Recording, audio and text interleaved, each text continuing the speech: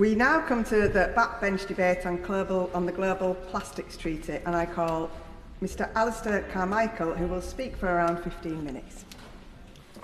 Thank you very much, Madam Deputy Speaker, and I beg to move that the House has considered the matter of the Global Plastics Treaty.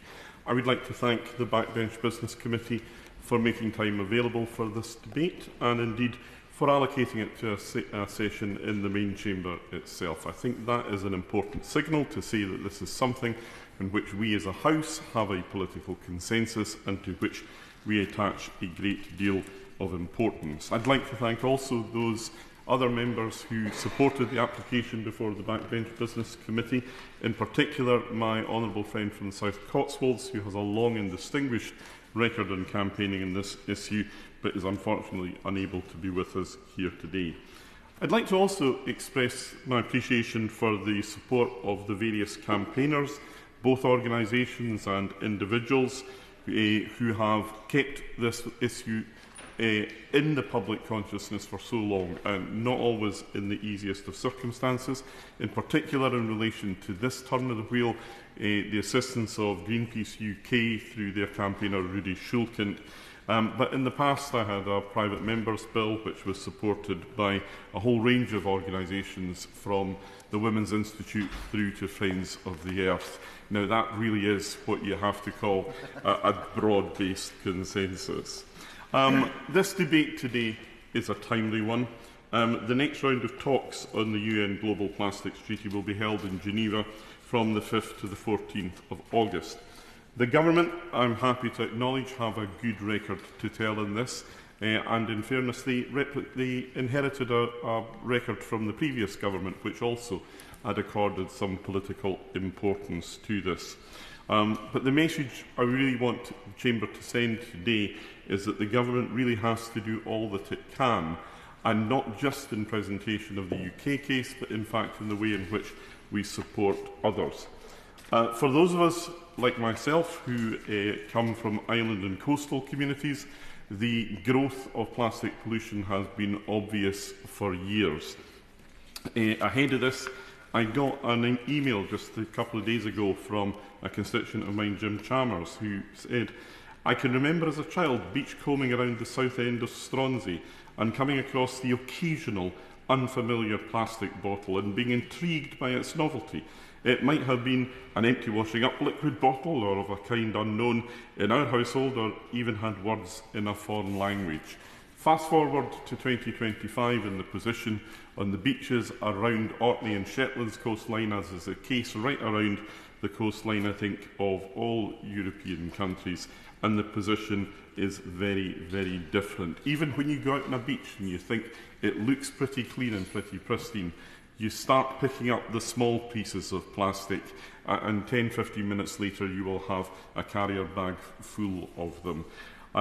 In Orkney and in Shetland, we have a great range of community initiatives to tackle this. In Orkney, we have the Bag the Bruck campaign every year. In Shetland, it's Davor Red Up.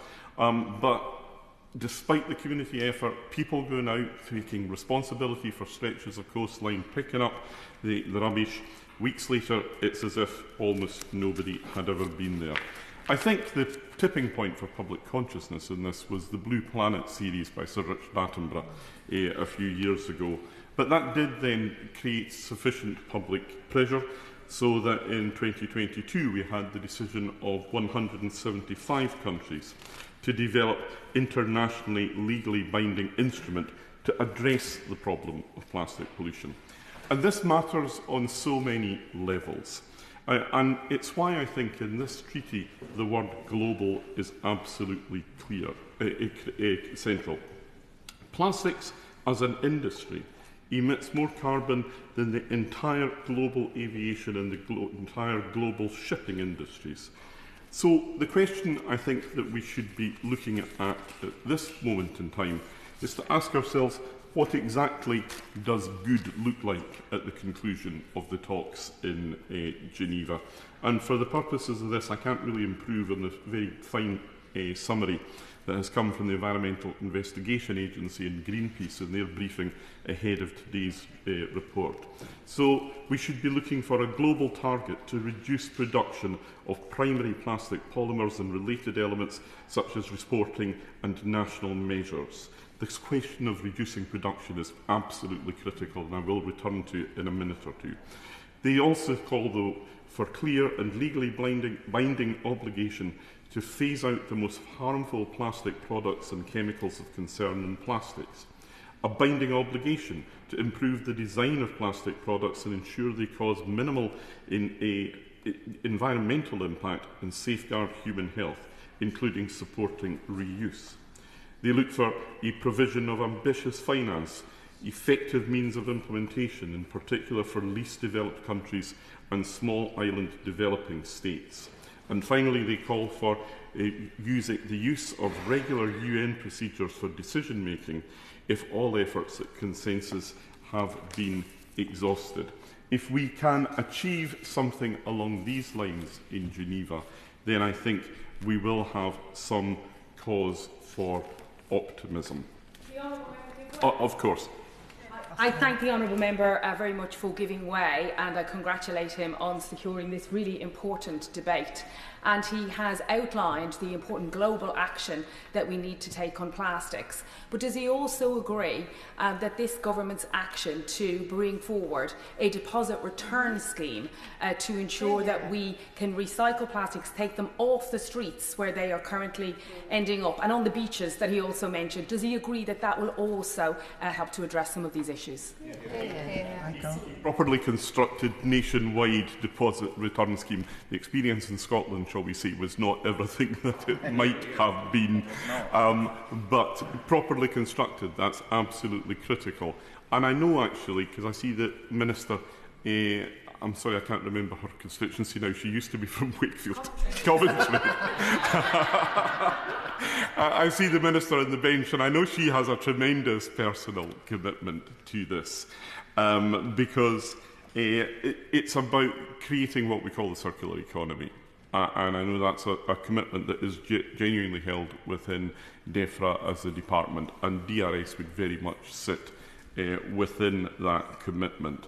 And most importantly of all, I think, we talk about somehow or another this as being somehow in conflict with business. The fundamental truth is that the best opportunity for business comes from a circular economy. And it's not just environmental, it's not just social, it is a business case that can be made as well. So ensuring that we have in the treaty the strongest possible reduction targets is going to be absolutely critical. And this is where the contention has arisen in previous rounds of talks, and where I think we can anticipate that the same arguments will be rehearsed. I think the most important point to nail, however, is this idea that somehow the whole thing is going to be fixed by recycling, that you can just keep producing virgin plastics at an exponential rate. We reckon that the current exceptionally high levels will be trebled by 2060 if we don't do anything to arrest that increase. And somehow or another we can manage this to fix it all by recycling. Madam Deputy Speaker, given the nature of the people who advance it, particularly amongst the big plastic companies and the petrochemical companies, it is downright disingenuous. They know just how difficult it is because of the vast number of different plastics that there are available in the different polymer combinations to actually recycle plastic. We have a good record in this country in terms of collecting plastic for recycling, but the truth of the matter is that we recycle very little of it. We export a horrible amount of it. I think we exported in 2024 598 million kilograms for recycling. But of course, once it's exported, we don't know if it's recycled or not, and we completely lose control of it. And then, of course, you have the growth of incineration. We've seen the number of incinerators grow from 38 to 52 in the last 5 years alone, driven again by the growth in plastics. So this idea that recycling alone is going to be the silver bullet, I'm afraid is not going to be the thing that will see the meaningful reductions that we know we need. What you need to achieve, therefore, is this cap on production. You also understand that one of the biggest barriers in Geneva itself is going to be the role of the plastics industry itself. They are exceptionally well resourced. They are rooted downstream in the oil and gas industry. Now, I personally am pragmatic about the use of oil and gas. I think until you have other technologies that can take its place to push our own oil and gas industry off a shelf is foolishness. But I'm afraid I see little in their behaviour in relation to this part of the debate to commend itself. The last round of talks in Korea, the industry itself, had they all come as one delegation, would have been the largest delegation at the talks. The UK delegation, I'm pleased to say, it is the gold standard in this. It's well resourced, it is well informed by scientific advisors. But that in itself, I think, isn't a cause for complacency or for being smug about this. We have to say that gives us an opportunity to help and support others. The Select Committee that I chair, the Environment, Food and Rural Affairs Select Committee, took evidence in the Global Plastics Treaty just last week on the 8th of July. And some of what I heard there was genuinely shocking. Professor Richard Thompson, OBE, Fellow of the Royal Society, Professor of Marine Biology at the University of Plymouth, said, and I will read his evidence verbatim, "Moreover, scientists I work with have been threatened on UN premises as part of these negotiations. Almost what I would consider a fundamental right to science and to access science is being denied. It particularly falls on some of the smaller nations. DEFRA is very well blessed in that it can afford to send a big delegation of highly trained scientists, which is fantastic, but they stand aside small island developing nations, which perhaps only have one individual there. The need for a science mechanism is actually mandated in UNEA 514, and we need it really urgently to address this issue." It was one of those moments where I had to sort of stop and say, just a second, did you see what I thought you said there? And he basically was, even after we had explained to him the position that he was in as a very eminent scientist, giving evidence to a select committee of the House of Commons with all the protection of privilege, even then he was not comfortable calling out in detail what was happening. But the fact of the matter is, of course, that we know that it is happening. So if we're going to get this treaty across the line, then it needs the UK to be robust, not just in presentation of our own case, but in supporting and protecting those who are less fortunate than we are. The small island nations, the campaigners and the scientists who are there on their own finance. The final ask will be there. It would be that there should be, in the course of this negotiation, when it matters, a ministerial presence in Geneva. I think that would be a really important signal that the government could send about the seriousness of their intent. Madam Deputy Speaker, you said I would speak for 15 minutes. I think I've had 14. So I'm just going to return to the email that I got from Jim Chalmers to finish this. Because he went on and he said, "I'm sure I have a reputation as that weird guy that carries a bag with him when he's out with the dog, picking up litter. I call it recyclates. However, I know fine I'm urinating in the wind." He didn't actually say urinating. "I'm urinating into the wind as I have no control whatsoever over the source of the stuff and the forces that encourage and permit its growing release. I appreciate that the 17th of this month is not a good time for you to be away from Orkney. There's never a good time to be away from Orkney. But if you can somehow bring any influence to bear, I would feel my efforts aren't totally in vain. It's for people like my constituent, Mr Chalmers, and his likes right across this country that we are here today, and that we pin our hopes and their hopes on the efforts of the government and like-minded countries to get the treaty that we know we need and that our planet deserves. The question is as on the order paper, and I call Lee Ingham. Thank you, Madam Deputy Speaker, and I thank my honourable friend for raising this debate. I know it's something that he is deeply committed to.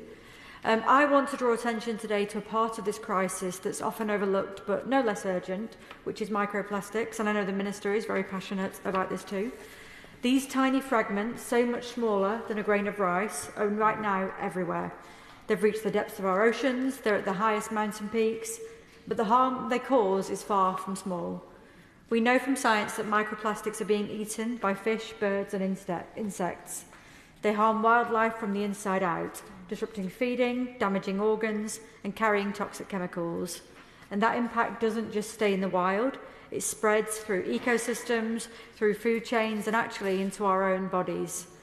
And what troubles me the most is microplastics are largely invisible. We can't see them, but we are living with them every day. And it's not a global problem, it's a local one too. In Stafford, we're really lucky to have places like the Doxy Marshes, Staffordshire and Worcestershire Canal, the River Sow weaving through our towns and our villages. These are places where families walk their dogs, children are paddling in the water, anglers are fishing, and wildlife is thriving. They're not just part of our landscape, they're part of who we are. Of course, yes. She's given an incredibly powerful speech. They're also part of what we're wearing, because microfibres are a key part of addressing this issue about plastics. And I wonder if, like me, she's really interested in what they've done in France to get companies to disclose when microfibres are part of the material of the clothing and part of tackling the fast fashion crisis that we have, is people understanding quite what they're wearing and the damage that can also be doing to our environment, because it is also microplastics. Lee Ingham. I thank my honourable friend for intervening. I wasn't familiar with that legislation that France had passed. It's something that I think about a lot when I'm trying to buy clothes, actually, is making sure that we're buying from, natural fibres. And do you know what? It's so much tougher to do that. You find yourself really having to search. So I think it's something we could look at too. It sounds like a very sensible piece of work. But going back to the spaces I talked about, that they're now under threat. So when I'm talking to residents in my constituency from Eccleshall, Nosal, Bassett, they all tell me that they're really worried. They want their children and grandchildren to grow up enjoying clean water, healthy wildlife and safe green spaces. So they're right to demand action of me. That's why I think microplastics must be a core part of any global plastics treaty. It's not enough to tackle the waste we can see. We also need to tackle the waste that we can't see. So I also welcome the work of the EFRA Select Committee, and I do look forward to their recommendations. But I urge ministers, and I know I'm speaking to ministers who listen very deeply to this subject and consider it incredibly important, I urge them to continue to act, because we have a responsibility to lead and a duty to protect the places that we call home. We owe it to future generations to make sure that the River Penk still supports life, that our farmland remains healthy, and that the natural beauty of Stafford and other places too doesn't become a victim of short-term decisions. This is our chance now, so let's not waste it. Richard Ford. Thank you, Madam Deputy Speaker. The world produces over 460 million tonnes of plastic each year, and on our current trajectory, plastic pollution is set to triple by 2040. Every year, 11 million tonnes of plastic goes into our ocean. And in Devon, this picture is very obvious. According to the Marine Conservation Society's data, an average of 103 litter items were found per 100 metres of beach in Devon. The vast majority is single-use plastics and packaging, and anyone who is going to take the very wise decision of having a holiday in Devon this year will see it for themselves. I've seen it for myself. I wander along the beaches of Sidmouth, Seaton and Beer. Bottles and wrappers are washing up with the tide, wedged between pebbles and tangled in seaweed. We are very fortunate to have some fantastic volunteers, groups like Sidmouth Plastic Warriors, who give freely of their time to clean our beaches. And in their last outing last month, 30 people picked up an incredible 70 bags of litter. Their work is extraordinary, but there should not be 70 bags of plastic litter on the beaches of Sidmouth. And the problem, of course, doesn't start on the beach. It starts in how we produce and consume plastic in the first place. There are serious shortcomings in the UK's recycling. We were sold a myth that if we just spent a little bit of time each week sorting our rubbish, the problem would take care of itself. But actually, in 2024, Clean Hub reported that the UK exported 600,000 tonnes of plastic waste around the world to countries to be recycled, and these are places that don't have the infrastructure to recycle properly. Much of this has been burned or dumped, and we've seen evidence that it's polluting other countries' ecosystems, while still we can tick a box and say it has been recycled. Yes, I will. I thank the honourable gentleman for giving way, and on this important point about the capacity of different countries to hit certain standards, he may have in his constituency reprocessors, companies that take plastic waste and repurpose it. And I think an important part of this debate has to be about packaging recovery notes and packaging export recovery notes, where they're given an equivalence.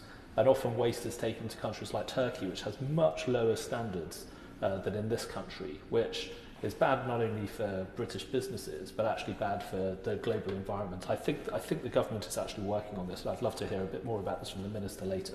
But I'd love to hear what he has to say about that.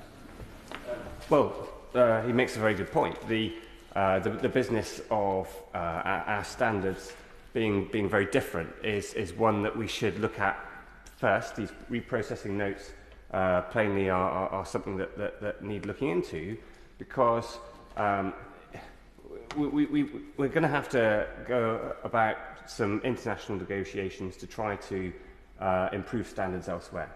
And the UK has high standards internationally in our recycling, but it is simply not acceptable to simply offshore the problem. That is not serving any of us well.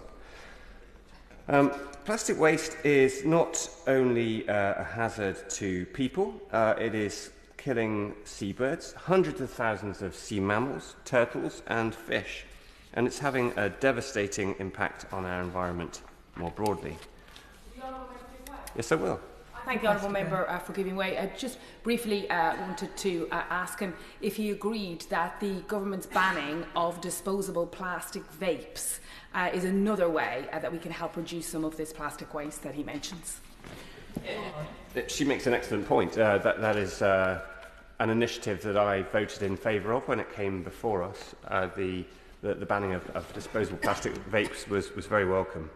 But still, there's too much waste ending up in incinerators. And what we think sometimes is going to be repurposed or recycled is in fact being burned. The number of incinerators in the UK has risen from 38 to 52 in recent years, in the last 5 years. And this is the dirtiest form of energy production going, releasing more greenhouse gases than any other method. While my constituents may have been enjoying their ice creams at Seaton or walking along the southwest coast path during the recent heat wave, these hotter summers are also a stark reminder of our collective failure to tackle climate change. And if we can improve the amount of plastic that we reuse, and if we can create this circular economy that the Right Honourable Member for Orkney and Shetland referred to, then we can use less disposable plastic, less single-use plastic, and therefore reduce carbon emissions. Germany is the leading recycler of municipal waste in the European Union, and this is partly down to its deposit refund scheme. Recycling rates on plastic bottles have reached an outstanding 98% in Germany. And now, thanks to, and I have to acknowledge it, the measures that the government introduced in January, a deposit return scheme for plastic and metal containers will go live in the UK in 2027. And this scheme, which will offer a small refund for returning bottles and cans in the UK, is a practical step towards reusing plastic. And so, while national action is welcome, we need to match our own UK action with international leadership, and the UK can be a real leader in this space. We can force for our ambition in this Global Plastics Treaty to be matched by other countries. And we must push for legally binding targets to reduce plastic production elsewhere, not just voluntary pledges. China, for example, is somewhere where we offshore a lot of our production to, and it accounts for 40% of the world's plastic production. We know that these carbon emissions produced as a result are staggering, and we've got to do something about it.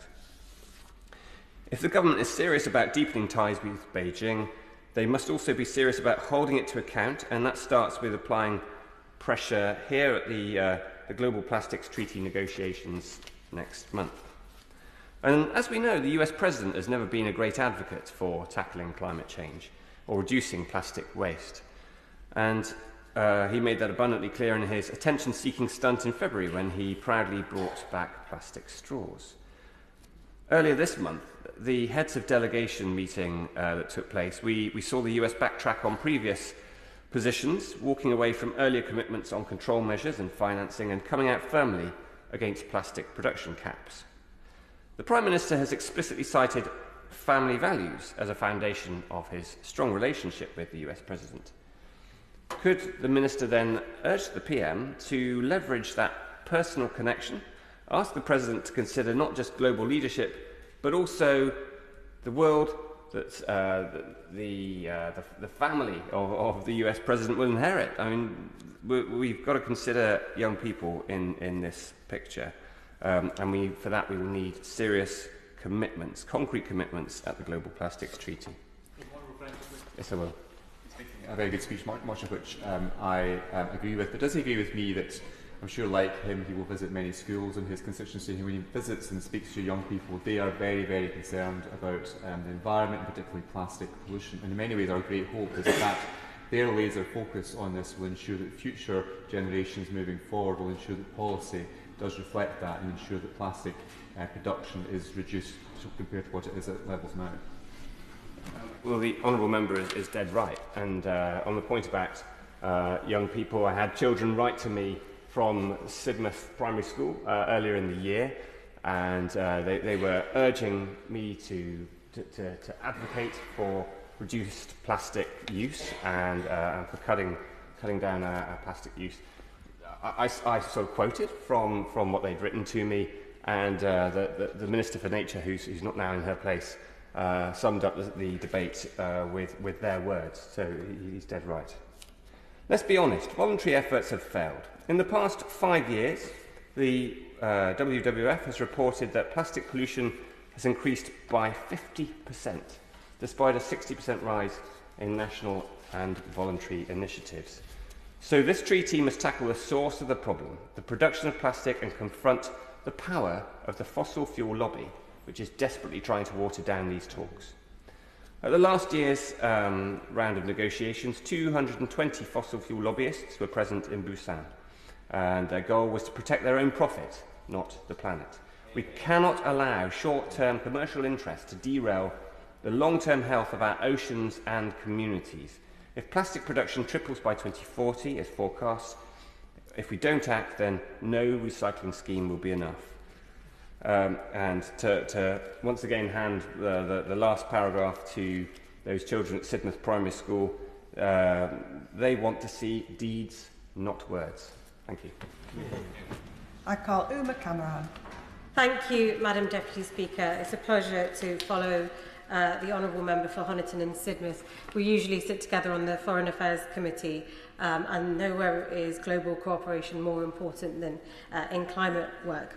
I'd like to thank the Honourable Member for Orkney and Shetland for securing this important debate and his brilliant speech, which really eloquently set out the case for why this is so important. My Honourable friend for Stafford, not to be confused with Stratford, has spoken about microplastics. One of our honourable friends last year, the Honourable Member for Stroud, had a debate on this very topic where many of us spoke. And following that, last November, ahead of the previous round of treaty negotiations in Busan, honourable members from the House came together to debate this same issue. And now, at this final round of negotiations, we're coming back together. Countries are on the verge of finalising a potentially powerful international agreement, but its impact will be limited unless it addresses the root of the problem, plastic production. UN estimates suggest that in the 2.5 years since the negotiations where this treaty started, globally we have produced over 1 billion metric tonnes of plastic. The scale is staggering, almost unimaginable. But one thing is clear, no amount of recycling and reuse can keep up with the scale of plastic waste we're producing. And if we don't act collectively and urgently, the crisis will only escalate. Plastic production is projected to triple by 2060. Our climate, our ecosystems, our planet cannot cope. The member for Orkney mentioned the impact to our ecosystem and our beaches. And we've heard from my honourable friend for Ealing mentioning single-use items such as disposable vapes and disposable fans. One is dumped in Britain every 90 seconds. Most of them end up in the global south, in landfills, risking massive environmental damage. I'm proud to have sat on the legislation committee led by the Minister here today to ban this, and that's the Labour government taking real action. Madam Deputy Speaker, there are interest groups working to undermine our ambition. Having participated in international biodiversity and climate talks, both in my previous role before I entered this House and since, I've seen firsthand what this looks like. Voices in the room determined to stall talks and undermine global and national ambition. The shocking truth, as we've heard, 220 fossil fuel lobbyists were present at the last round of talks for the Plastics Treaty. Taken together, fossil fuel and chemical industry lobbyists would have been the single largest delegation present, larger than the EU and larger than all its member states' delegations, larger than all of Latin America. The fossil fuel industries outnumbered delegates from the Pacific small island states 2-1. These are nations already seeing the effects of marine plastic pollution and already paying the price for the cost of our inaction.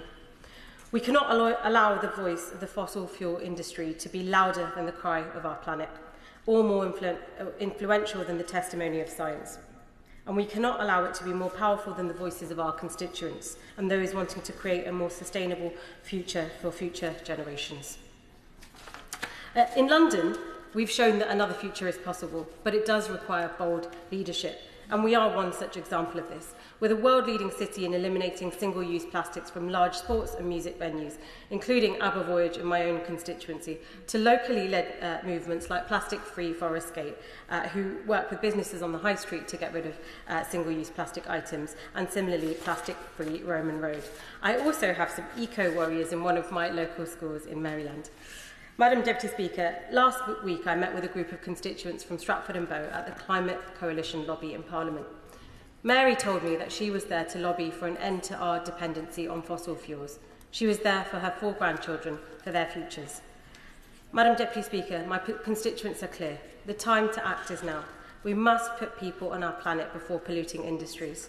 I've spoken about this before, but in my constituency we have an Earthshot Prize-winning company, Notpla. At the last time I mentioned them in Parliament, they had single-handedly removed 21 million items of single-use plastic and counting using their innovative seaweed-based alternative. Today, that number has risen to 26 million items. This ambition exists, but we all need to seize this moment, because the cost of inaction is mass climate displacement, environmental destruction, and worsening global instability. I want to thank the Minister and the Government for their continued commitment to the UK's global leadership, pushing for an ambitious treaty, and I join all members from across the House in calling for all Member States to agree to legally binding measures addressing the production and consumption of plastic, and finally to deliver the treaty that meets the scale of the crisis for our planet. Dr. Brian Matthew. Thank you, Madam Deputy Speaker. I thank my honourable friend for bringing forward this very valuable and important debate. I used to be a Wiltshire councillor working on the issue of plastic recycling. And my constituency of Melksham and Devizes, like all our constituencies, can be blighted by the sight of waste plastic by the roadside. It's clear that bolder action is needed to tackle the sheer amount of plastic pollution that we have created, both here and abroad. And that's why we must join and support the Global Plastics Treaty in an international effort to reduce plastic waste, promote sustainable eco-friendly production and protect our opens and wildlife for future generations. In the spirit of embracing such bold action, we must embrace innovation. For instance, chemical recycling gives us a way to break down plastics into their fundamental building blocks, creating a new plastic circular economy. Miura Technologies is just one of a number of companies that is doing this today in the UK, but it needs to be paid for. And so on the basis of the polluter pays principle, the producers of plastics must be taxed so that the problem that they produce can be fixed. And as users of plastics, be they the film used to cover cucumbers or contain our crisps or chocolate bars, a small tax needs to be added to such products to ensure that the wrappers do not become a blight on the environment. We created the problem, and I believe we can fix it. Thank you. I call Samantha Niblett. Madam Deputy Speaker. A number of my constituents in South Derbyshire have written to me deeply distressed over the crisis of plastic pollution in South Derbyshire's waterways, including in the River Trent, the Foremark Reservoir and Staunton Harold Reservoir, and on farmland where farmers are left to deal with waste after they are all more increasingly dealing with floods due to the climate crisis. And credit where it's due, my constituents are also pleased to see responsible actions to reduce plastic use, such as at Bearded Theory, a music festival held at Captain Hall in Walton-on-Trent, whose organisers only use reusable polypropylene cups that are taken off-site and washed and reused year after year. But pollution is a global problem. There isn't one corner of the world that hasn't been affected by the overproduction of plastics. Microplastics are ubiquitous. We even find those in the Antarctica. And plastic production is projected to triple by 2060. Only 9% of plastic globally is recycled. Most of the UK's is incinerated, with the number of incinerators having surged from 38 to 52 in the last 5 years. Incineration is the dirtiest form of energy production in the UK, contributing to greenhouse gases which heat our planet and release toxic fumes that have serious and harmful health impacts. In South Derbyshire, we're expecting the result of an appeal into a proposed Stanton incinerator at Swadlincote by the end of July. I stand with my constituents in opposing the building of a new incinerator, but we also need to reduce our waste. The East Midlands is the second worst region in the country for waste, with Derbyshire the worst offender in the East Midlands. If we had less plastic, we'd have less waste, and there'd be no justification at all for any new incinerators. I urge the government, ahead of the next round of talks on the UN Plastics Treaty in Geneva in August, to continue to be ambitious in cutting plastic production. We will fail future generations if we accept a watered-down agreement. I call on the government to immediately introduce a UK-wide moratorium on new incinerator capacity and to secure a strong global target to cut plastic production at the UN Plastics Treaty negotiations. Public support for action could not be stronger. Over 220,000 people across the UK took part in the Big Plastic Count last year, a remarkable display of citizen science which laid bare just how pervasive and persistent plastic is in our daily lives.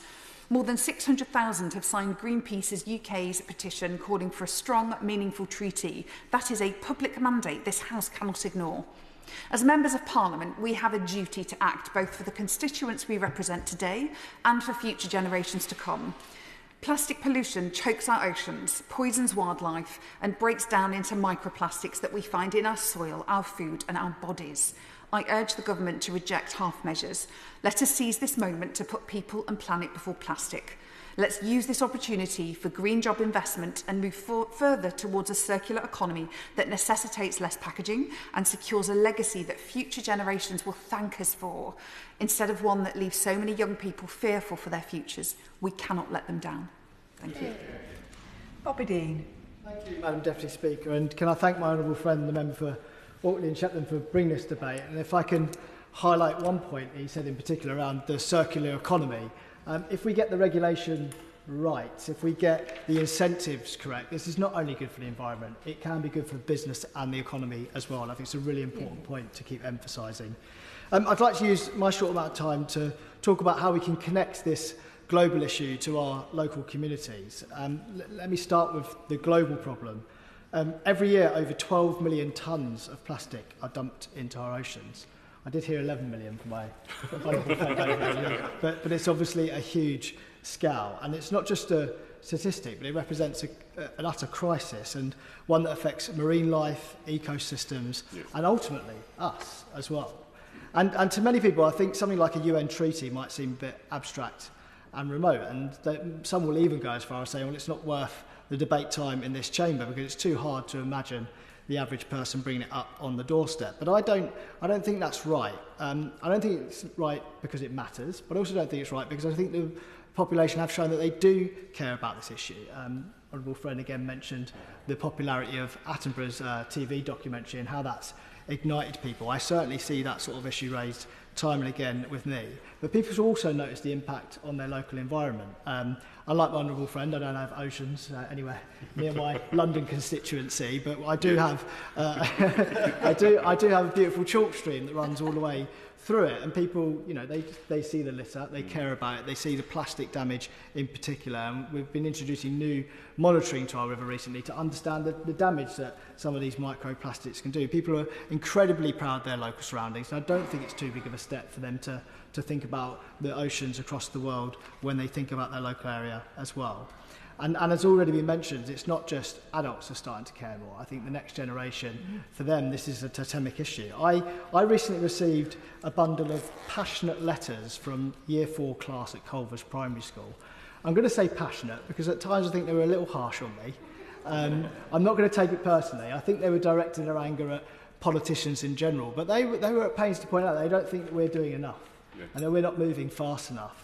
And they were quite clear about their demands, and they went into a lot of detail. They told me about their concern for our oceans, for the turtles and fish that are harmed by plastic, and for the future of their planet. I found their letters, reading that one afternoon on my desk, pretty powerful, and it reminded me of the duty that we all have to act now. And so when we talk about the Global Plastics Treaty, I think it's really important that we keep making it relevant back to our local communities. It is clearly a once-in-a-generation opportunity to create a legally binding agreement that tackles plastic pollution at every stage of the life cycle. But for it to work, it has to be ambitious, it has to be enforceable, and it has to be supported by everybody. And I think taking the public with us on this issue is going to get more difficult. There are people even in this chamber who are going to push back against it, think that it's a waste of time, think it's a problem to be solved by others elsewhere. And we're going to have to keep building that support. And I think in doing that, we have to reverse who the pressure's on. For a long time, the pressure has been all on us to be more responsible consumers. And I think consumers have played their part. They've been willing to put up with recycling yoghurt pots, washing them out over the sink. They've taken on wooden forks and spoons. They've put up with paper straws even, despite the pain that all of those things can be sometimes compared to what we had before. But they've played their part. And now it's our turn in this place to put the pressure back onto the producers and make sure that they play their part as well. That doesn't mean that we shouldn't listen to producers anymore when they do highlight problems with some of the schemes that we create. The government's extended producer responsibility scheme, for example, meant to be introducing financial responsibility across the full life cycle of products, but sometimes there are issues of implementation. I'm hearing from pubs and hospitality industry about the undue burden it's placing on small businesses, and we need to work out mechanisms for correcting unintended consequences of these policies too. Because if we don't, of course. A very good speech, and I agree with them about the need to take the public with us and also to take business with us. In Scotland, we had a real challenge with the deposit return scheme that the Scottish Government tried to impose because business was up in arms about it was going to impact on the internal market. Does he agree with me that that was an example of where it can go very badly wrong if we don't take the public and business with us? I do agree with him, but what I would say is that if we close our ears, then we'll miss these problems, we'll frustrate the public and we'll lose their support. But if we listen hard, we can fix these schemes and rescue the action that we want to take in this place to help the whole environment. Otherwise, the other side will win the argument and shut down the sort of initiatives that we need to see altogether. So we need to keep listening as we introduce these schemes, and we need to make sure that the public don't feel fatigued by this, and small businesses too. So I hope the point I'm making is clear. This is not just about treaties and targets. It's about protecting our rivers and oceans across the world, but it's also about linking it back to our communities and maintaining their support. It's about listening to the voices of young people like those in Year 4 at Culvers Primary School And I just want to end with something that I've definitely stolen from a work experience student this week. But she said to me that we are burdening future generations with plastic debt. Yeah. And I think it's about time we started paying it back. Yeah. Claire Hughes. Madam Deputy Speaker, and can I thank the Honourable Member for Orkney and Shetland for bringing forward this really important debate. Plastic pollution is a global problem which requires international coordination. I think everyone in this House is agreed on that fact. It's a serious issue, and as others have said, it's one that people in my constituency, Bangor upon Conway, really care about, and in particular the young people who have contacted me about this issue over recent weeks. This UK government has already set out plans to end our throwaway society and stop the avalanche of rubbish that's filling our streets, rivers and oceans. But Madam Deputy Speaker, if I may, I just wanted to talk briefly about some of the action that the Welsh Government has taken, the Welsh Labour Government has taken to tackle plastic pollution. Wales became the first nation in the UK to ban single-use plastics in 2023 as part of the government's effort to tackle the climate and nature crisis and reduce plastic pollution. This means that items such as polystyrene cups, balloon sticks, cotton bud sticks can no longer be sold or supplied in Wales. The Welsh Government has also announced plans to go further, banning wet wipes that contain plastic with a target date of December 2026. And I'm also delighted that the Welsh Government has just agreed to accelerate plans for the deposit return scheme to enable it to be brought forward on a Wales-wide basis, sorry, a UK-wide basis at the same time. Wales is ranked second in the world for recycling rates, something that we're all very, very proud of. I just want to also put on record my thanks to some of the organisations in my constituency who've done a stellar job in raising awareness of the issues around plastic pollution and tackling behaviour change. So people like the Plastic Free Communities Initiative, which is in Betws-y-Coed and the villages around there, North Wales Wildlife Trust, who organise an annual beach clean-up, and Trash Free Trails, who've done a lot of work in this area. Also, Bangor University. So Bangor University have the Wales Plastic Research Centre. They've done a lot of work around microplastics. So as my honourable friend, the member for South Derbyshire mentioned, I'm the member for Staffordshire. Microplastics is a huge issue. They've even been found on a remote lake near to the top of Eryri, Mount Snowdon. So it's a super topic which they are dedicated to researching on. Of course I will. I thank my honourable friend for giving way. Does my honourable friend agree with me that the work of community groups such as the Three Towns Clean-up Crew in my constituency or Think About Plastic Arran are crucial to fighting the blight of plastic pollution and the terrible effects it is having on marine life and the wider environment? Thank you, and I thank my honourable friend for her intervention there. Absolutely, I agree. I think community groups across, whether it's in Wales, Scotland, England, are all playing a vital role in raising awareness, cleaning up beaches, which is really important for wildlife as well, who are often the victims of plastic pollution. So one piece of research that Bangor University has published this year has shown that the combined effect of ocean warming and microplastic pollution could severely damage marine ecosystems in particular, with significant consequences not just for the climate, but food security. So as the co-author of this particular research, Professor Christian Dunn said, this is a wake-up call, but also a call to action. So we're all agreed that we need urgent global action to guard against plastic pollution. We need to work together to find solutions, and I look forward to any comments that the Minister can provide at the end of this debate today and ahead of this really vital meeting that's going to be happening in Geneva next month. Of course, but I was just finishing. Honourable Member for giving way. I'm delighted to hear all of the work that's going on in her community, and this is happening across the country in places such as Dawlish, with Dawlish Against Plastic, and Plastic Free Newton Abbot, both within my constituency. However, I'm still written to by the Marine Conservation Society, who are saying that plastic pollution in the UK has risen by 9.5% on the beaches between 2023 and 24. And indeed, in Devon, we have an average of 103 items of plastic picked up on every 100 metres of beach. Does the Honourable Lady agree with me that this is not only a situation we have to deal with within our communities, but also internationally? I would agree, and perhaps the Minister could actually address that issue when he responds again, when he finishes this debate. Thank you. Thank you very much. Dr. Scott Harper. Thank you, Madam Deputy Speaker. I do make my comments within the context of my register of interest. I'd like to start by thanking the Honourable Member for Orkney and Shetland for tabling this debate. It's an issue which resonates strongly with many residents in Edinburgh South West, and it's not an understatement to say that I was absolutely inundated with emails on this.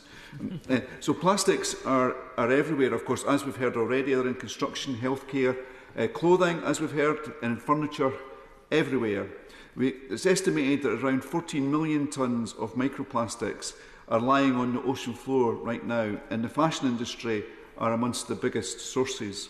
My former colleague at Edinburgh South West's Heriot-Watt University, Dr Mark Hartle, was part of a team who found microplastics in green mussels sold in traditional seafood markets in Jakarta. They estimated that the human intake of microplastics from mussel ingestion ranged from 9,000 to 12,000 microplastic items per person per year. Mark was also part of a team which identified microplastics in seagrass in the Deer Nest Sound area of the Honourable Member for Orkney and Shetland's constituency. It was actually found adhering to the blades of the seagrass in some cases. Elsewhere in Heriot-Watt University, a small team headed by Dr Lisa McIntyre, an Associate Professor of Textiles at the University's School of Textiles and Design in Galashiels, which is in the constituency of the member for Berwickshire, Roxburgh and Selkirk, who's here today. She's overseen painstaking research to co-develop the world's first visual fibre fragmentation scale. Now, this is really important because if you're a fashion designer, I'm not sure how many of them are in the chamber today, you can use this you can use this when it comes to selecting the fabrics you're using in your designs to understand just how likely it is those small fibres are going to fall off. So incredibly important work. But of course we know it's not just clothing that's the problem. Global plastic production is set to triple over the next 3 decades, as we've heard, and our waste management structures are ill prepared to deal with this looming threat. So it's right that we take the Plastics Treaty seriously. In Scotland... Absolutely. I thank my honourable friend for giving way.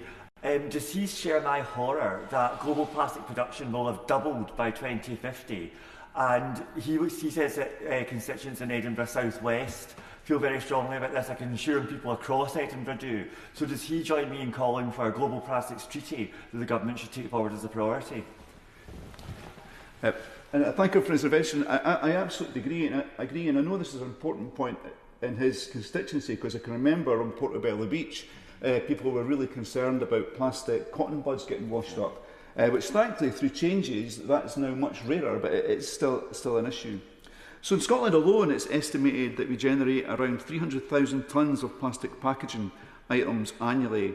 And as of 2021, we're only recycling around 4,500 tonnes of that. Each month, we export around 100 tonnes of waste from Scotland to different parts of the UK and right across the world. And it's an export that I'm not proud of, I have to say. And also poor planning on the part of the Scottish Government means that by the start of next year, there'll be 100 tonnes of waste per day moving from Scotland into England to be processed. This is clearly not sustainable, but it seems that we have come all too comfortable with the idea that out of sight, out of mind is the case when it comes to recycling. And we have to remember is that once we lose sight of our waste, we also lose control in many cases of what's happening to it.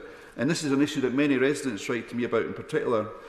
Of course, even if we were to develop the processing capacity at home, dealing with plastics will always be a problem so long as our consumption remains high. I therefore believe that a much stronger focus needs to be placed on reuse and developing a circular economy, as we heard earlier, not just in Scotland, but throughout the UK.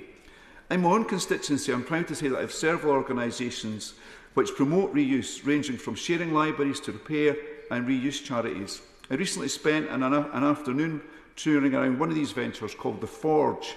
The Forge is a pop-up community makerspace based in renovated shipping containers on a site in Fountain Bridge, next to the canal, just along from my office.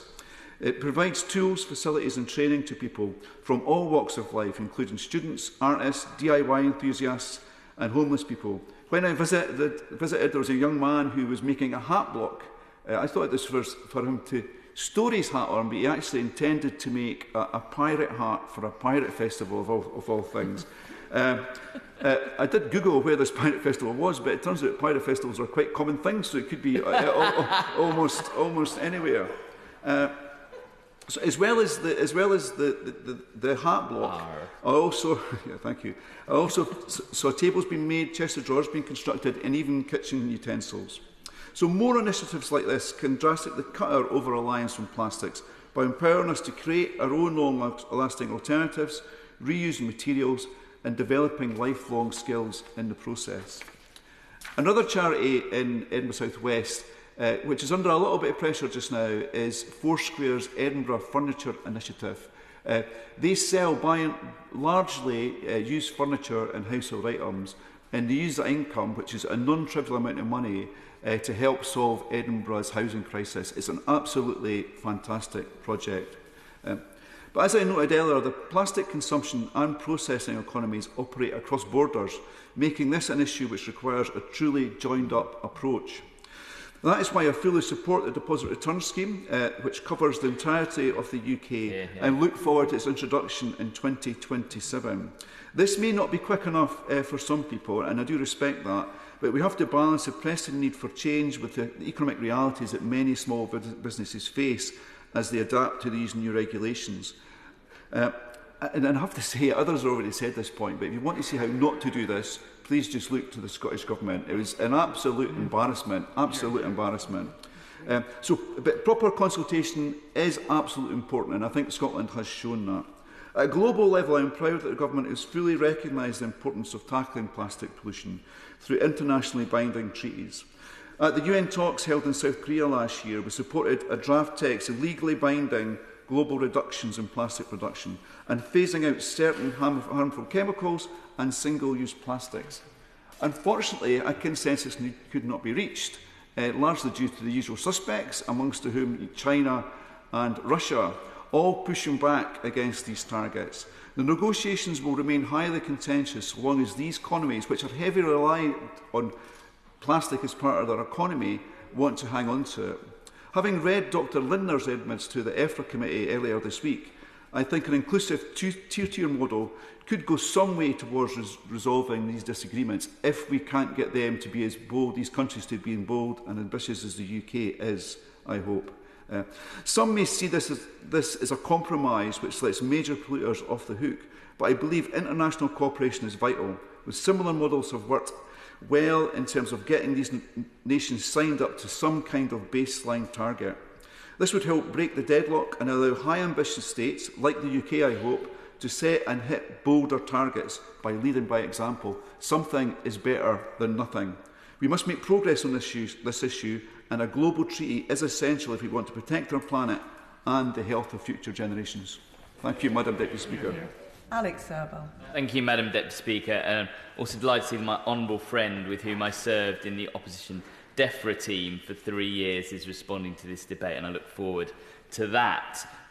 With less than 1 month to go until the next round of the UN Plastic Treaty in Geneva, we must ensure the international and domestic focus keeps us on track. We must ensure the UK delegation priorities are clear, so I thank everybody for taking part in this debate today. But this is difficult to achieve with the level of fossil fuel lobbyists present at talks, which rises in each and every round. These fossil fuel lobbyists are seeking to derail the talks and prevent any limits to plastic production from being agreed.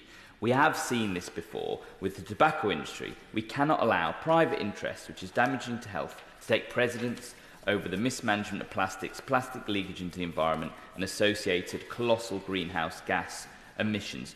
Towards the end of my time on the Environmental Audit Committee, we undertook an inquiry on plastic waste in 2021 and 2022. And in the 3 years since it has been published, little has changed. Recycling plastic is difficult. Globally, only 9% of plastic has ever been recycled. Furthermore, the carbon emissions associated with plastics outstrips the entire global aviation and shipping industries. Approximately 50% of the plastic packaging waste generated in the UK is exported for recycling, or so we think. This is called the UK's plastic recycling capacity gap. The UK has one of the highest per capita plastic waste levels in the world. Cheap, single-use packaging is incentivised over unpackaged products or investment to reuse, recycling and wider circular economy initiatives that the government is seeking to champion. On the EAC, we found much of the exported waste was just being dumped with no prospect of recycling. People diligently recycling at home in the UK would be rightly appalled if they went and saw what was happening to the plastic they would put in their Leeds green bins and other places, other coloured bins for recycling. So to support our UK delegation, address this issue head on, the UK can lead on the international stage to secure globally, legally binding targets to cut plastic production. Our own recycling waste treatment industry are hugely supportive of the PROS treaty set out in the discussion so far and for a binding target to reduce global virgin plastic productions.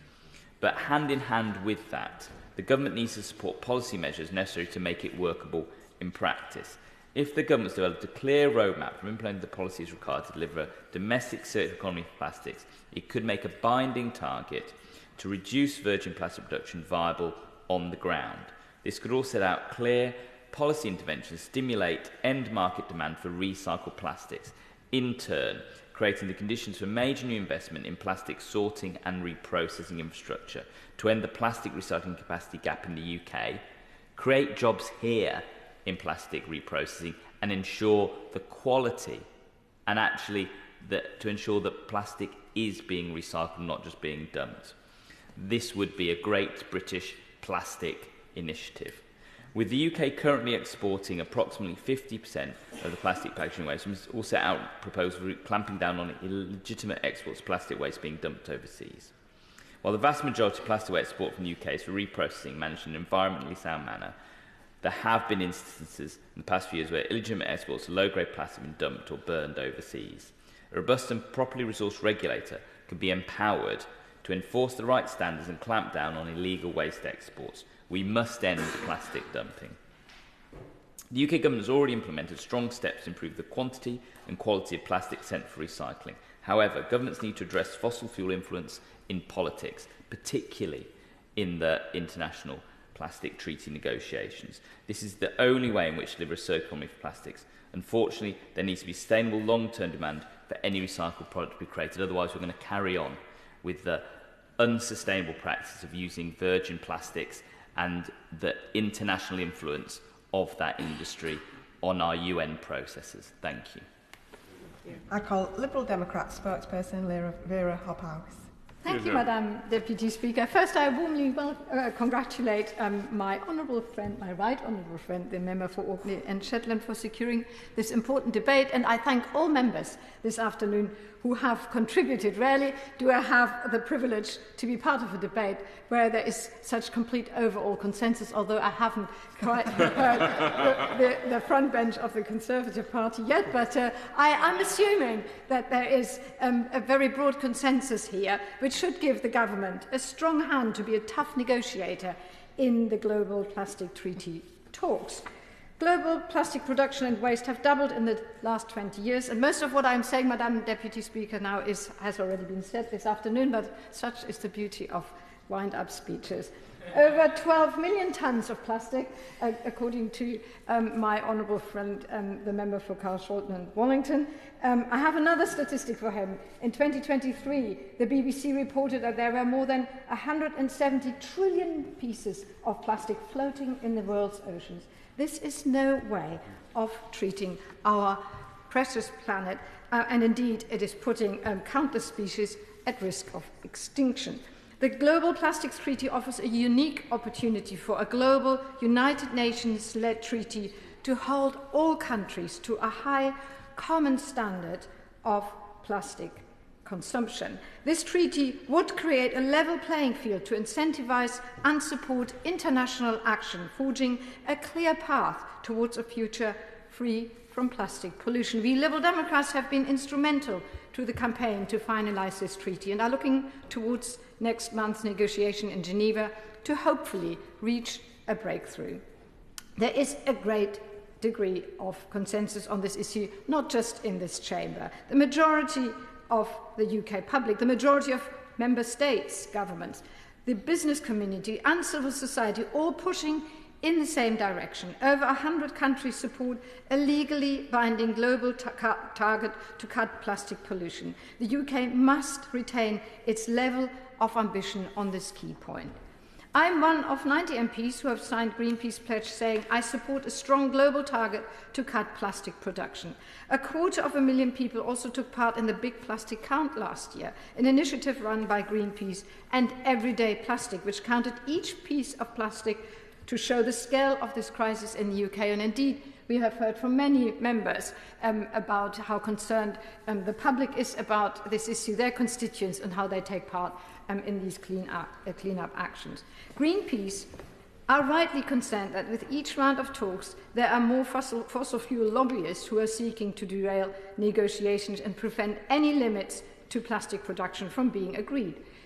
The government should look closely at precedents of how to prevent influences of lobbyists in international agreements. The Framework Convention on Tobacco Control, for example, recognized the lobbying tactics of the tobacco industry and required parties to act to protect these policies from commercial and other vested interests. Governments across the globe need to address full fossil fuel influences in politics and put the interest of people before polluters. We must also address the issue of funding.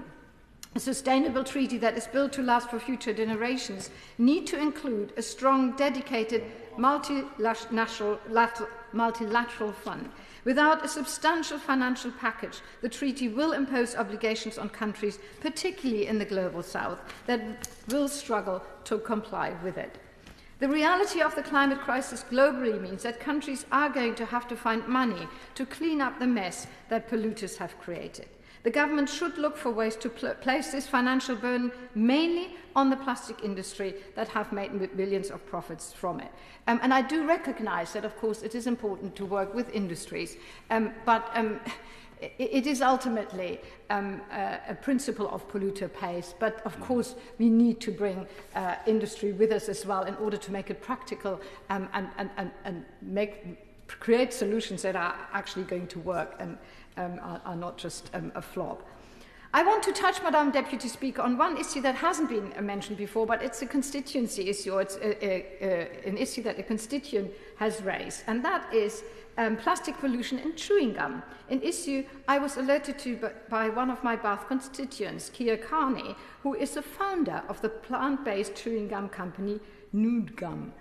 Many of us are probably completely unaware that chewing gum is in fact a single-use plastic. It commonly contains synthetic polymers, plastic materials derived from fossil fuels and found in products including carrier bags, glue, and car tires. In the UK, over 4 billion pieces of plastic gum are consumed annually, the majority of which end up as non-biodegradable waste pollution. This gum breaks down into microplastics, contaminating soil, waterways, and wildlife. Gum pollution is also one of the UK's most pervasive types of litter and costs local councils over £60 million per year in removal efforts. And I'm sure every one of you has remembers an annoying moment when you sort of pick up a piece of gum from under your shoes. Despite its similarities to other banned single-use plastics like straws and cotton buds, chewing gum has evaded regulation. As with single-use vapes, the UK has a great opportunity to lead again in environmental and public health protection. I urge the government to look into this issue, and I'm very happy to provide a contact of my constituent to help with the evidence, but also to support in what could be done. Madam Deputy Speaker, we are at a pivotal moment. The scale and urgency of the plastic pollution crisis demands bold, coordinated global action. The treaty must not only be ambitious but also fair, with proper funding and protections against vested interests. The UK must show leadership in the upcoming talks, championing a strong, new global treaty that tackles plastic pollution at every stage of its life cycle so future generations can enjoy the beautiful planet that we still enjoy just about today. Thank you. Shadow Minister Robbie Marr. Thank you, Madam Deputy Speaker. And I would like to begin my remarks by acknowledging an interest in this area. My family own and operate a plastic recycling business, and though I would like to make clear to the House I am not directly involved in the management of the business, I do not also earn any financial interest from it. Let me start this debate by thanking the Right Honourable Member for Orkney and Shetland for bringing forward this really important debate, which I think we've had actually hugely valuable contributions from all members of the House. The Honourable Member absolutely spoke about the importance of responsibility, the importance of responsibility not only for stakeholders but wider industry and indeed policy makers. In light of the upcoming negotiations on the International Plastics Treaty, it is an important time to be having this debate. Before coming to the potential treaty itself, I think it's worth taking a moment to consider some of the domestic context to our national relationship with plastic. And that brings me on to some of the contributions that have been made in this debate. The Honourable Member for Stafford quite rightly raised the concerns around microplastics and probably picked up some of the points that had been picked up and the concerns that have been raised by many members in this House. The Honourable Member for Honiton and Sidmouth talked about the challenges of plastic litter and plastic waste in his constituency, but also rightly called on the government to hold China to account as part of their global discussions. My honourable friend, the member for Berwickshire, Roxburgh and Selkirk, rightly raised the importance of young people in their debate going forward on plastic reduction, raising the concerns and the letters that have been submitted to him by various schools within his constituency, as did the honourable member for Carshalton and Wallington. The Honourable Member for Stratford and Bow, who is not in her place at the moment, raised the importance of banning single-use vapes and the work of local businesses and organisations in her constituency, including Aber Voyage, Madam Deputy Speaker, which I have been along and seen, and I can tell you that the work that they've been doing to reduce plastic waste was noted while I was there.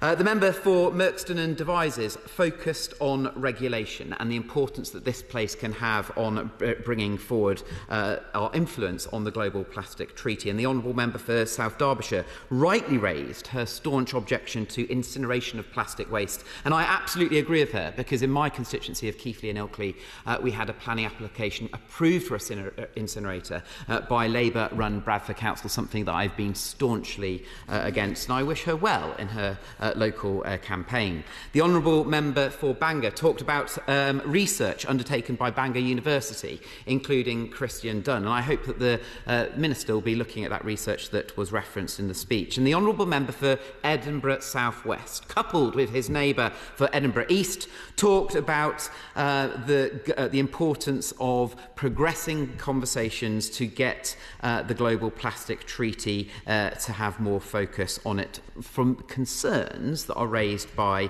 the strong voice of its Edinburgh representatives. And the Honourable Member for Leeds Central and Headingley talked about the importance of reducing virgin plastic production and the need for a real focus on increasing recycling rates. And finally, the Honourable Member for Ayrshire North and Arran referenced the importance of local groups that help drive forward change. We know, though, for decades now, we have used plastic in more roles and in ever greater amounts. Indeed, plastics have replaced many everyday items that once were made from paper, glass, or metal. Plastic may have been the way forward then, but that does not mean to say that it may be the way forward now for everything. For that reason, I welcome the important steps that were taken by the previous Conservative government. Plastic straws, drink stirrers and single-use plastic bags were all notorious for polluting our national environment, and it was therefore right that efforts were taken to ban them. In fact, the plastic bag charge has successfully seen plastic bag usage reduced by 98%. Other restrictions of plastic use single plastic use for cutlery, cups, trays, plates, others, and many other items are now in force with a ban and having an important effect on reducing the overall usage through residual waste. And it is residual waste that is key. We know that the UK produces a huge amount of plastic waste, as much as the second highest per capita globally. But we also know that due to strong environmental protections, very little of this waste is now handled irresponsibly.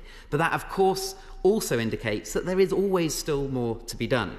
For comparison, 80% of the plastics in ocean originate from Asia, compared to just 0.4% from Europe.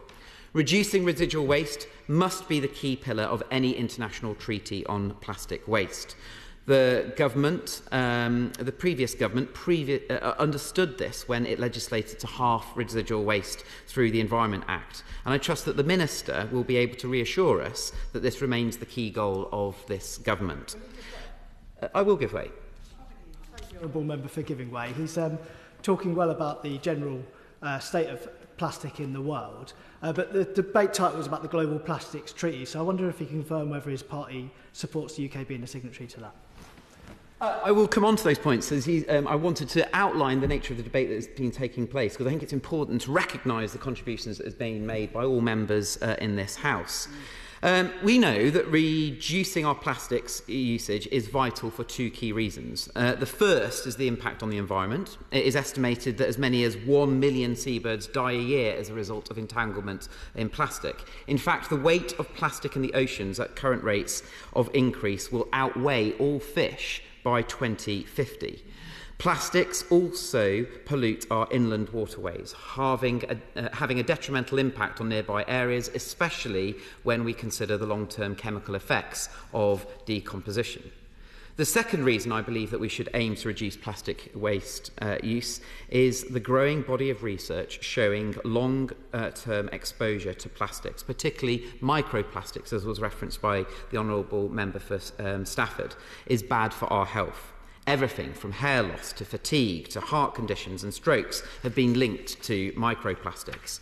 What is most concerning is, whilst the health links may not yet be fully understood, we do know that microplastics persist for centuries, not only in the environment but also in our bodies.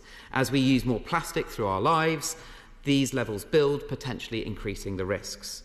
And that is precisely why securing an effective global framework to reduce plastic use is key. The resolutions passed in 2022 were an encouraging first step and show clearly that centuries across the world recognise this challenge, and we wish to tackle it. Crucially, this global support for progress on plastics is key to ensuring that standards are raised uniformly, and the risk that plastic waste is simply offshored is significantly reduced. We simply cannot offshore our responsibility. Equally, we must be realistic about how we manage plastics. We must recognise that simply unilaterally banning or heavily restricting many types of plastic will leave us uncompetitive on the global stage. We must work with other nations and bring those that are sceptical of this along with us. And that scepticism is precisely why we must ensure that we use our ability through our negotiations on this treaty to take matters forward, and that those are concrete. We cannot simply have goals or aspirations. We must have verifiable targets that we can be measured, and that we can hold organisations, stakeholders to account. We should naturally then accept all signatories to fulfil those obligations. I hope the government will be able to confirm that they will then be pushing for these measures within the treaty as they continue negotiations going forward, and ensure compliance, and that they can be acted on by ourselves and by other partners. We must continue to work not only on the Global Plastics Treaty, but also at home to improve our plastic waste record. We need to continue to invest in our sorting and volume capacity within the recycling sector to ensure the amount of recyclable waste continues to go up in terms of how much has been recycled, and that we reduce that going to landfill. Madam Deputy Speaker, plastic pollution is not going away. Many plastics will be with us for thousands of years. That is why it is vital that we act to stop the flow of waste into our environment. And I hope when discussions are reopened next month in Geneva, that the Government Minister will be in attendance, and the Government will be successful in securing a robust and practical treaty that we are all hoping to see. Thank you, Madam Deputy Speaker, and it's a pleasure to respond to the report from the Select Committee, so ably introduced by the Right Honourable Member for Orkney and Shetland, who, with every contribution across the Chamber, I think has pointed out how serious this issue is and how urgent the need for action, because plastic pollution is one of the biggest environmental issues we face today. Once hailed as a miracle of modern invention, Plastic is now one of our planet's most persistent threats. Its greatest strength, durability, has become its darkest flaw. These materials, designed to last, do just that for centuries. They don't simply disappear, they break down into tiny fragments, as my honourable friend from Stafford so ably pointed out. These microplastics that invade our beaches, our rivers, our fields, and even our bodies. From the depths of the oceans to the cells of living creatures, plastic pollution is everywhere. And for too long, plastic has littered our ocean and threatened our wildlife. Amounts of plastic entering the ocean are predicted to triple by 2040 compared to 2016. And this is not a situation we can accept. Plastic pollution doesn't respect boundaries. We urgently need to agree a plastics treaty to enable the global action to address this. So with this in mind, I thank the Right Honourable Member for Orkney and Shetland and his committee for their recent inquiry into the treaty and for their letter of recommendations for the forthcoming negotiations on an international treaty to end plastic pollution. It's a very timely input. I've read it with interest as we finalise our preparations for negotiations, and I look forward to responding to that more fully in due course. But the committee can be assured that this government is taking every step to ensure we secure an ambitious and effective global plastics pollution treaty. This will both be a tool for moving towards a circular economy and an opportunity to showcase some of the domestic action the UK has taken. Now, a circular economy is key to delivering our government's plan for change, to grow the economy, increase environmental resilience, and improve the lives of hard-working people around the country. That's why our Circular Economy Task Force has brought together experts from across government, industry, academia and civil society to develop the first circular economy strategy for England. This will include a roadmap on chemicals and plastics. It will deliver growth and fundamentally shift our relationship with the goods we use every day, ending our throwaway society and stopping the avalanche of rubbish that's filling up our high streets, countryside and oceans, making reuse and repair the norm and ending the throwaway society. A circular economy is an opportunity to grow our economy and make it more resilient, to improve lives in every part of the United Kingdom and to protect our environment for generations to come.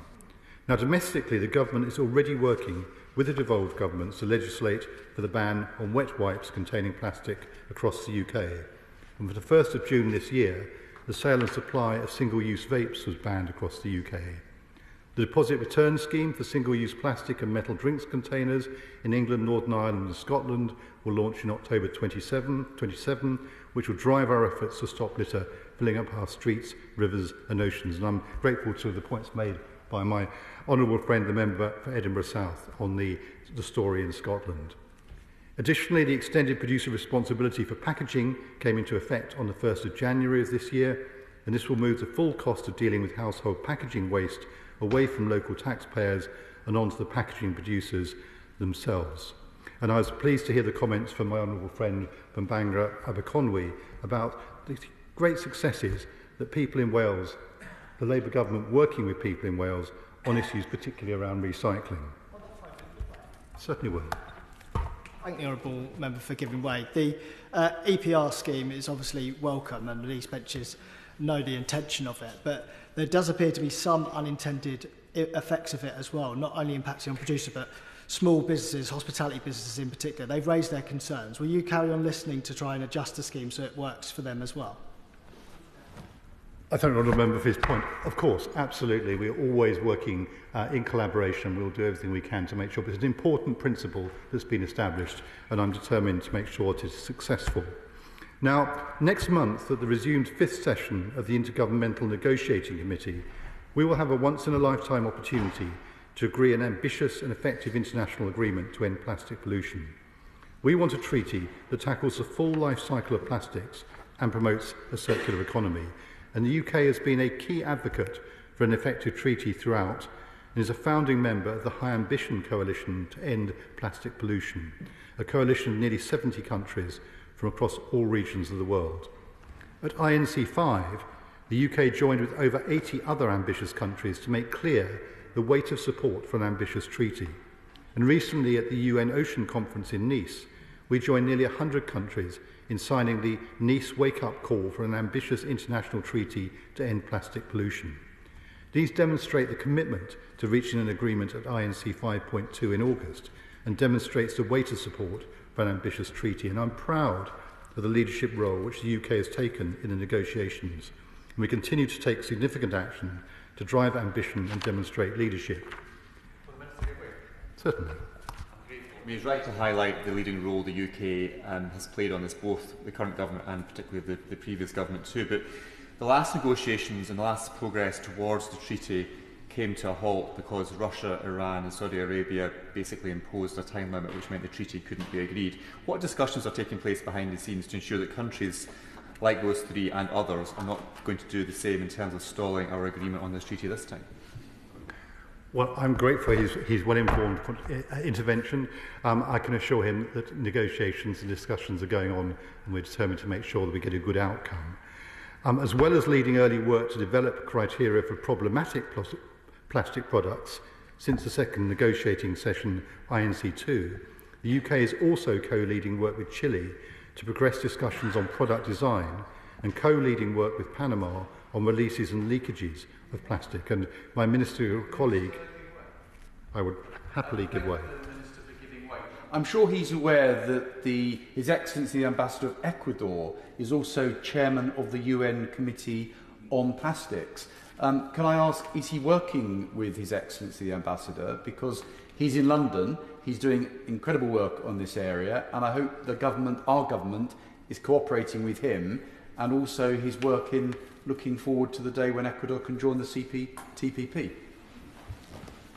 I'm grateful for the intervention, and I can assure the honourable gentleman that we are working with all interested parties to make sure we make progress on this. And my ministerial colleague and the honourable member of Kingston upon Hull West and Halton Price has recently co-hosted a ministerial event at the UN Ocean Conference to bring together ministers from a range of countries representing all regions and ambition levels to discuss the most challenging issues. But as we look forward to August, it's clear there are divergent views that remain on key issues such as phasing out problematic products, how we approach the production of plastics, and on financing the treaty. However, it is our sense that the majority of countries want to reach an agreement at INC 5.2, and there's been substantial discussion on how the treaty addresses plastic production. There are many parties who believe plastic production is outside the scope of the agreement. However, the UK has been clear the treaty should address the full life cycle of plastic, including sustainable production and consumption, and we will continue to work at INC 5.2 on that basis and to ensure that the treaty sends a signal to spur investment in the market for recycled plastic and collect the data we need to ensure the treaty is working. A provision on problematic plastic products will be one of the core treaty provisions. The UK has worked with Brazil to carry out technical work to support this provision. The UK has also supported a call from 95 countries in Busan for a clear, legally binding obligation to phase out the most harmful plastic products and chemicals of concern in plastics. Good progress was made at INC 5 on text which provides a basis for further discussions. Key here will be striking the right balance between national measures and harmonised global approaches and ensuring measures are science-based. We're also working with Chile to promote an effective provision on the design of plastic products to keep them in use for longer and make them easier to recycle. Now, we recognise the importance of mobilising support for countries most in need to implement the agreement, and that this is an essential element for an effective treaty. The UK supports the use of the Global Environment Facility to support the implementation of the treaty. That will avoid further fragmentation of the environmental financial architecture and allow for synergies with funding for climate and nature. As we've heard, Madam Deputy Speaker, plastic pollution is a broad issue with a huge variety of actors across the plastics value chain. To mobilise the resources needed at scale, we need to draw on an equally broad range of funding sources, public and private, domestic and international. The UK is the largest donor, contributing some £20.5 million to the Global Plastic Action Partnership, which brings together governments, businesses and civil society to tackle plastic pollution and increase investment in the circular economy in ODA-eligible countries. To end plastic pollution, we need all actors in the plastics value chain to act. We need to bring everyone along with us. This includes the marginalised, undervalued and unrecognised waste pickers, most of whom are women. They handle more than half the world's plastic waste for recycling, so it is really important that their voices are heard. It's essential the treaty we agree is responsive to change and emerging evidence. The treaty can't operate effectively if it has a de facto veto by one member. So we need effective decision-making processes, including the possibility of voting on COP decisions and amendments to annexes once all options for achieving consensus have been exhausted. But one thing is clear: addressing the problem of plastic pollution requires a joint effort between government, industry, academia and civil society. And we have partnered with the Ocean Plastics Leadership Network to run the UK treaty dialogues ahead of each round of negotiations. The dialogues included actors at all stages of the plastics value chain, as well as academia and environmental NGOs. These dialogues have helped us to understand diverse views on the treaty, and these have informed our approach to negotiations. And in June, my ministerial colleague hosted a business roundtable to discuss how the private sector can support an ambitious plastic pollution treaty. This was the second plastics treaty business roundtable and brought together businesses from across the plastic value chain. They were attended by His Excellency Ambassador Vyas, the INC Chair. 20 leading businesses have now signed a statement calling for an effective treaty, and 4 non-private sector organisations have endorsed the statement. And the government is also clear that any treaty must be informed by science, and I very much noted the comments made by my honourable friend, the member for Stratford and Bow. In this regard, we are deeply concerned to hear of threats faced by scientists, that the issue raised by a number of contributors. This is unacceptable. We remain steadfast in our commitment to the multilateral system and to an open, transparent and inclusive process. So this has been a timely debate as we approach final negotiations in Geneva. While there are many challenges to overcome, there is a vast amount of work underway to find solutions to the many issues remaining. I heard the strong calls from both my honourable friends for South Derbyshire and of course my former colleague and friend from Leeds Central and Headingley, but I am confident that we can secure a robust and effective treaty. This is what the UK team will be pushing for in Geneva. I thank again the Right Honourable Member for Orkney and Shetland for securing this debate. Alistair Carmichael to wind up. Thank you very much, Madam Deputy Speaker. Can I thank everybody who's taken part in this debate? I think it's been a quite remarkable exercise this afternoon and an enormously valuable one. Every contribution has been truly excellent.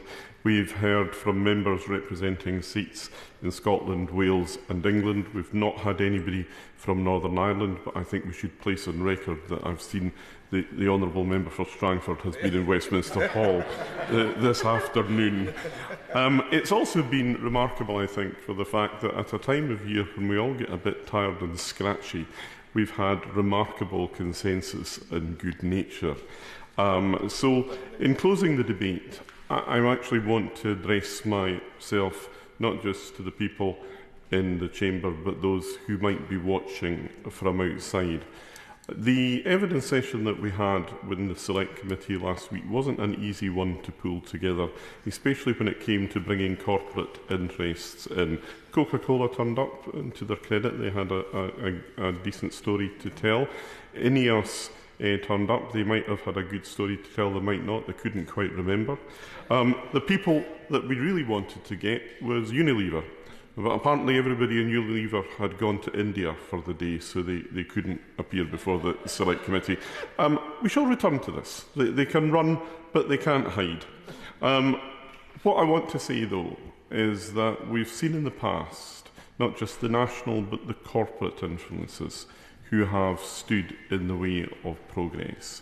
And I think that if these corporate interests are watching our proceedings today, they should hear a very loud and clear message that we are watching them, and if they again stand in the way of making progress on something that matters to this House and to the people that send us here, then we will see them, and there will be a commercial price to be paid for them by standing in the way of progress. Thank you very much. Yeah.